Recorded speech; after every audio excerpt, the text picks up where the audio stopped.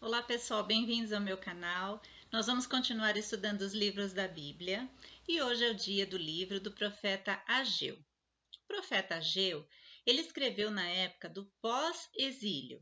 Então a gente já estudou até aqui que o povo de Israel, depois que ele entrou na Terra Prometida, que ele passou por aquela parte dos juízes que governavam segundo a orientação de Deus, e às vezes, quando eles se desviavam do caminho de Deus, o povo de Israel ficava subjugado pelos inimigos, e quando eles voltavam ao caminho de Deus, eles voltavam a ter soberania sobre a terra. Então a gente estudou essa parte dos juízes. Depois eles pediram um rei. E veio o rei Saul, depois veio o rei Davi, e depois veio aquele monte de reis que nós estudamos aqui no livro de Reis. Então foram várias dinastias em Israel, tanto na região sul, que era a região de Judá, quanto na região norte de Israel. Depois disso, quando esses reis já não queriam mais andar no caminho de Deus, quando eles estavam fazendo tudo errado, apesar de Deus ter levantado muitos profetas nessa época, eles não se arrependeram dos seus caminhos. E o que aconteceu? Eles foram levados em cativeiro. Primeiro a parte norte, Israel foi levada para a Síria, e depois a parte sul de Judá, um pouco mais para frente, foi levada para a Babilônia. Eles ficaram 70 anos na Babilônia, e depois desses 70 anos, teve uma ordem do rei Ciro da Pérsia, né, do Império Medo-Persa, para que os judeus pudessem voltar para sua terra, habitar essa terra e reconstruí-la. Então ele era um imperador em que ele visava mais a reconstrução da terra. Então aqueles povos todos que tinham sido levados, eles poderiam voltar para suas terras e reconstruir essas terras até para a economia melhorar, para ajudar o império. E em 538 ele dá essa ordem para que eles são libertos de lá assim para eles voltarem para sua terra e para reconstruir. Então, quando esses judeus que estavam exilados voltaram para Israel, eles voltaram em três grupos. O primeiro grupo veio com Zorobabel e depois vieram mais outros dois grupos. Nessa época de Zorobabel, que está incluído aqui, que nós vamos discutir, o livro de Ageu. Então Zorobabel veio, então lá por volta de 500, entre 538 e 536 antes de Cristo, isso aí está acontecendo tudo antes de Cristo.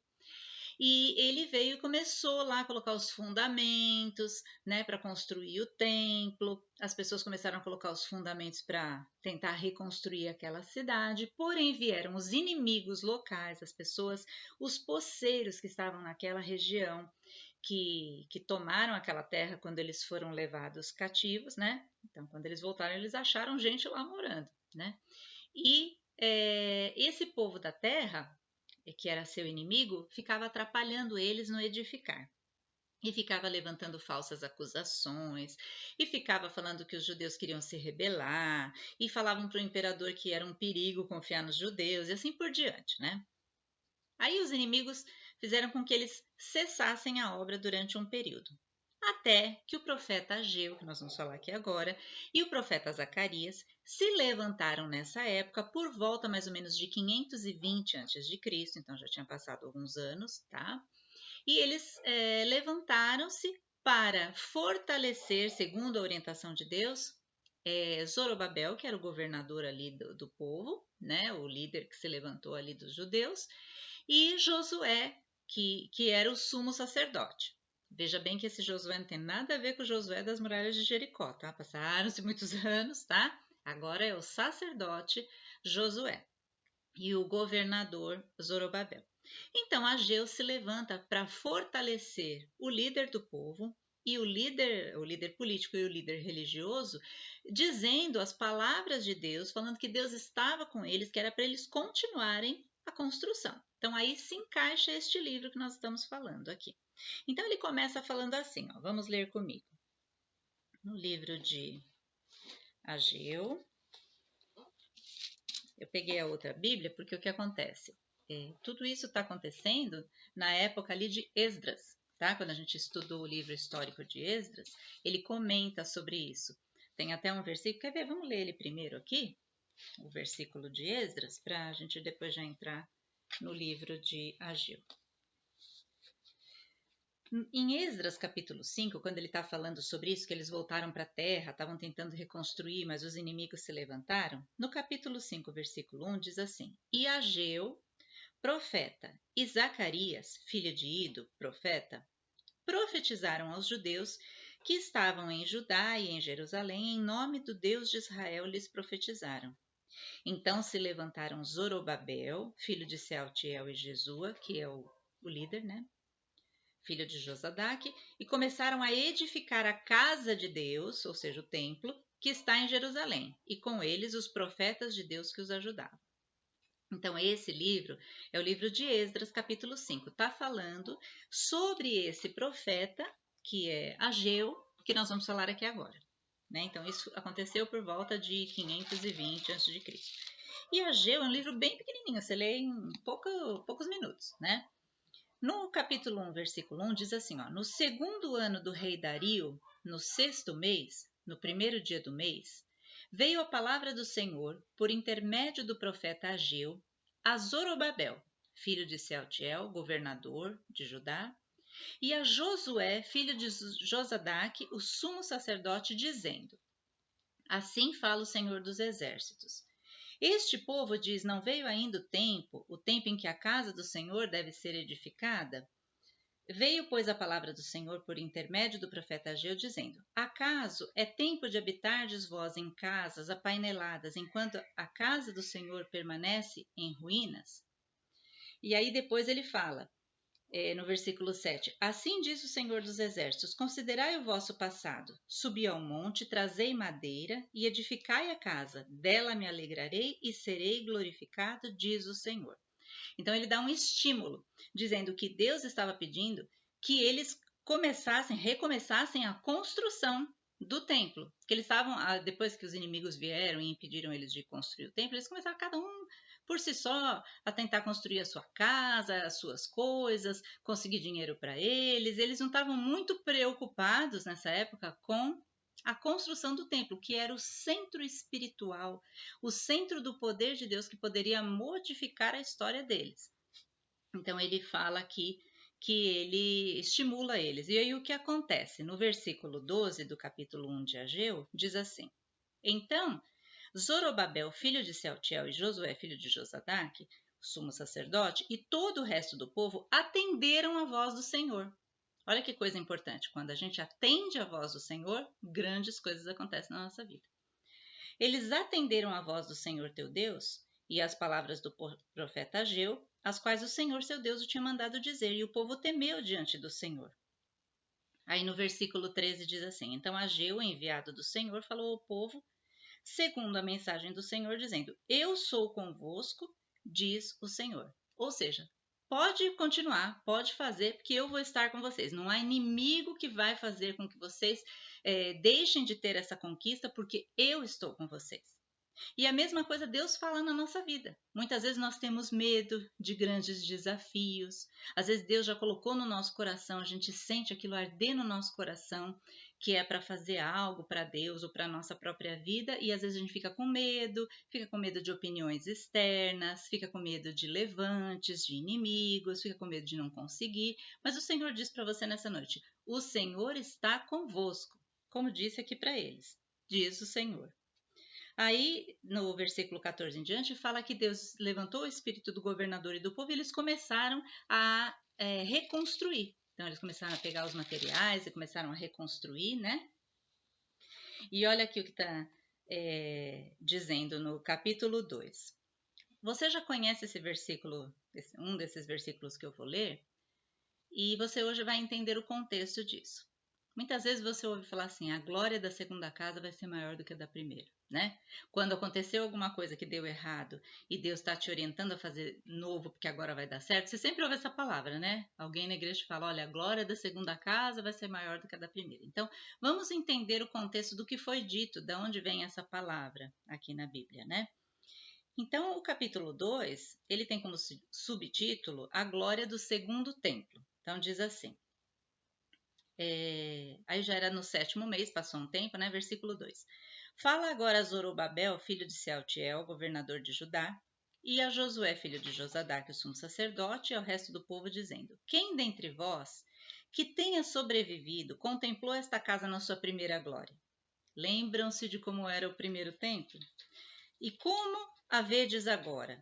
Não é ela como nada aos vossos olhos? Porque eles não tinham os mesmos materiais que Davi tinha preparado para que Salomão construísse o templo. Lembra que ele preparou madeiras de cedro do Líbano, e ouro, e prata, e um monte de coisas assim de primeira qualidade para o primeiro templo que foi Salomão que construiu?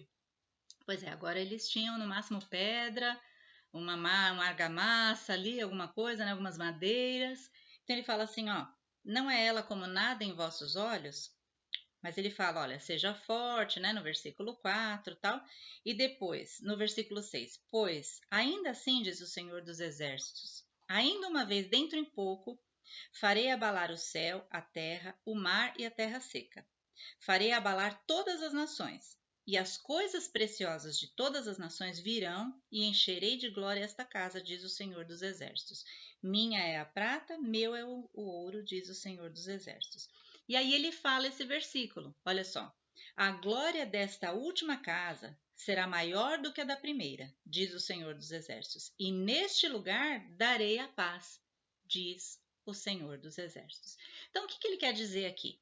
Que apesar dessa casa fisicamente ser mais simples, ela ia ser mais importante do que a primeira, que eles consideravam, né, o símbolo máximo do auge da história de Israel. Foi uma época que o reino era muito conhecido, o rei Salomão foi muito conhecido pela sua sabedoria, era respeitado em todos os reinos da terra. Eles tinham paz, eles não tinham brigas com outros reinos, porque os reinos temiam, né? O reino de Salomão, de Israel, de Judá. E aí eles ficam sempre pensando nisso, sabe quando você acontece uma coisa boa na sua vida no passado, você sempre fica pensando naquilo, ai, aquele tempo que era bom, ai, aquele tempo que era maravilhoso, né? Então, Deus fala que muitas coisas excelentes, melhores ainda do que antes, podem acontecer na nossa vida. Basta nós fazermos como esse governador Zorobabel e como o sumo sacerdote Josué e esse povo que estava disposto a fazer segundo o mandado do Senhor. Em primeiro lugar, a ouvir a voz do Senhor para saber o que ele quer, e em segundo lugar, obedecer isso que ele falou. Porque às vezes a gente nem ouve a voz de Deus, nem sabe o que ele quer, como é que a gente vai obedecer? Então nós temos que ter um tempo de oração, um tempo ali do seu devocional com Deus, para que você entenda o que é que Deus quer da sua vida, o que é que ele fala para você fazer nesse dia, o que é que ele fala, quais são os projetos que Deus tem para você, por exemplo, nesse ano. E aí, quando Deus coloca no nosso coração, quando Deus mostra, nós obedecermos os passos que Ele orienta. E foi isso que eles fizeram aqui. E como que a gente sabe que esse segundo templo, tão simples, foi maior do que o do primeiro? Nesse segundo templo, sabe quem pregou nele? Jesus. Jesus, quando ele ensinava, e ali os doutores, e ele falava, muitas vezes ele fez milagres ali, falava e ensinava neste templo que foi reconstruído. Então ele foi considerado muito mais importante por ter o próprio Deus pisado ali na forma de Jesus Cristo, o Messias, do que o primeiro templo. Então, daí vem essa expressão. Continuando no livro de Ageu, então ele fala, ele repreende, né, o povo que estava infiel, né, porque não era 100% do povo que estava animado como Josué, como Zorobabel e como esses que ajudaram na construção. Não, tinha gente que estava fora, né, do propósito de Deus. Então ele faz aqui no final do capítulo 2 uma exortação para que esse povo voltasse a estar na presença de Deus, né? E eles estavam vivendo situação muito difícil. Quando eles receberam essa profecia, não pensa que eles estava tudo bem com eles, não. Eles estavam sofrendo, porque eles voltaram para uma terra que estava desolada, cheia de inimigos, cheia de poceiros.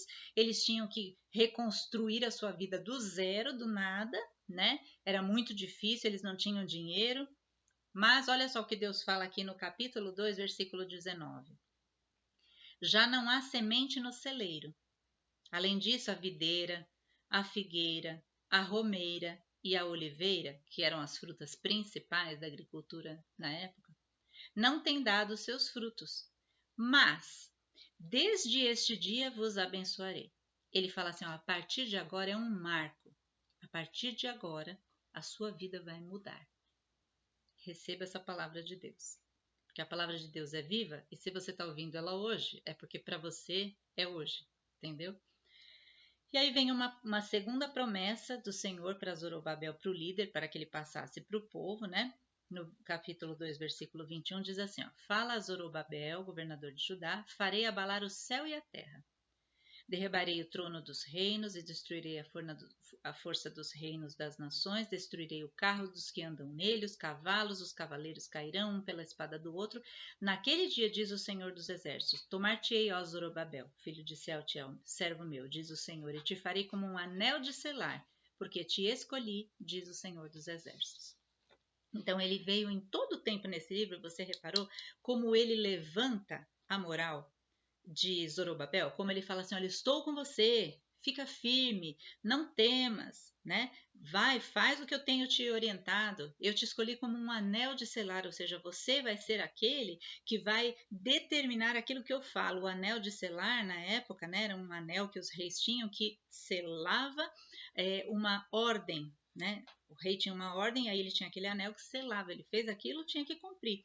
Então, Zorobabel seria o anel de selar de Deus. Deus falou, vai se cumprir.